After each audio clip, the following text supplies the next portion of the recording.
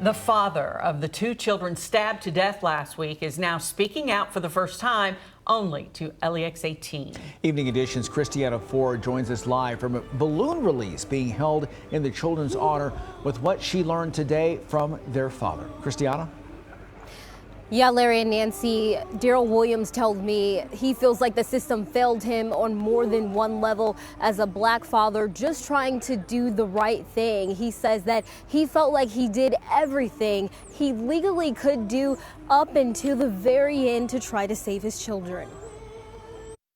The last time Daryl Williams says he saw his children, Dion and Skylar, was almost 2 years ago. I got a story from the school, and they said Dion had to make like a comic book up of a superhero.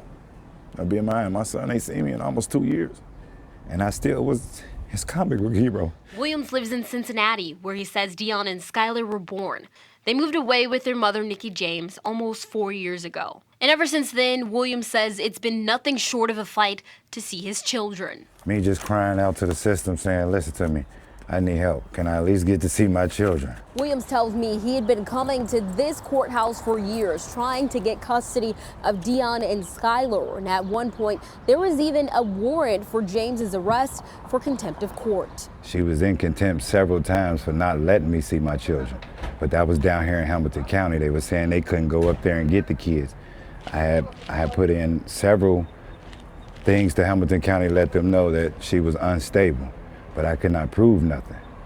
So they never had my back. He's struggling right now to process how he went from fighting to see them, to placing a call with police telling them he was concerned about their safety, to now planning their funeral. They failed me. A lot of people tell me I'm strong, but it hurt. Williams and his partner were the ones to call 911 on Sunday night, asking for a welfare check. It was just after James called them and claimed she was in a cult and in fear for life. Public records show police officers went to James's apartment after that call arrived at 8:48 p.m., stayed for about an hour, and left. Officials say James stabbed them to death the next day. She had to sit there with her an hour on Sunday. And then Monday, she took the children's life and hers, or tried to.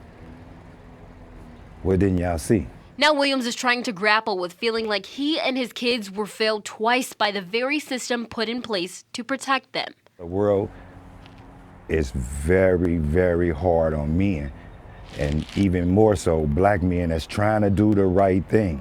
I understand they got their own perception of how they want to view us, but some of us know how to grow up, or we grow up and we do the right thing and we still get pushed back. And things like this happen.